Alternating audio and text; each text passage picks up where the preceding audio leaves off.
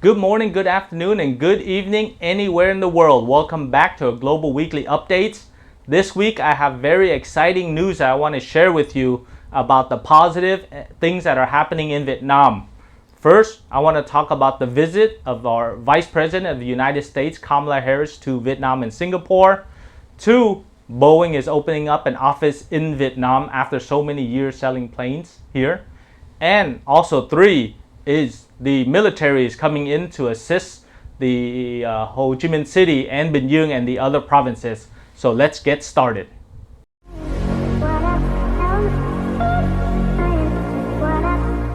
All right, so the first thing we're going to talk about is the very exciting visit of Vice President of the United States, Kamala Harris, who is the first Indian and the first Black American to be vice president. So it's very exciting that she has just taken office, and she's actually in Vietnam right now as I was making the video. So you will see the video and you will see her visit.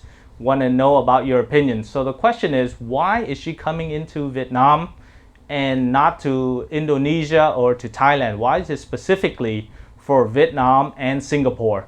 So some of the ideas and the theories that we have are strategic positioning with military, especially against China, that could possibly have tensions, especially in the Spratly Islands with Vietnam.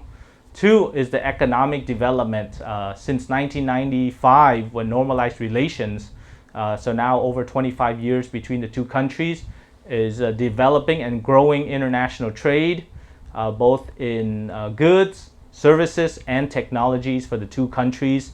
And then finally, third, is the growing future relationship between the two countries. She came in also to the establishment of the CDC, or the Center for Disease Control of the United States in Hanoi, in Vietnam. That was opened as well. That will create a lot of medical breakthroughs, vaccination programs, especially in light of the current pandemic in Vietnam, and of course also with the signing of Boeing opening up their office here.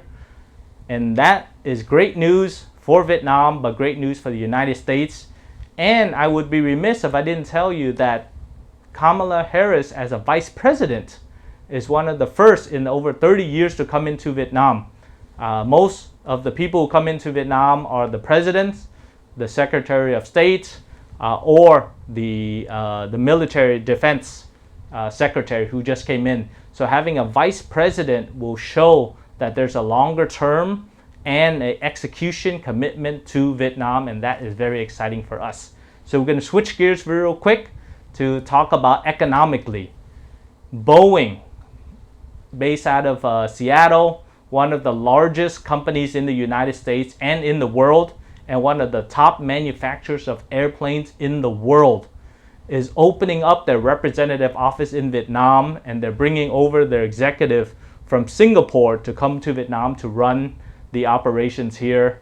Boeing has sold many planes to the growing aviation industry in Vietnam, including Vietnam Airlines, Jetstar Pacific, Vietjet Air, and Bamboo Airways, and with the new cargo of IMEX Pan Pacific that is opening in Vietnam, and also Viet Travel Air.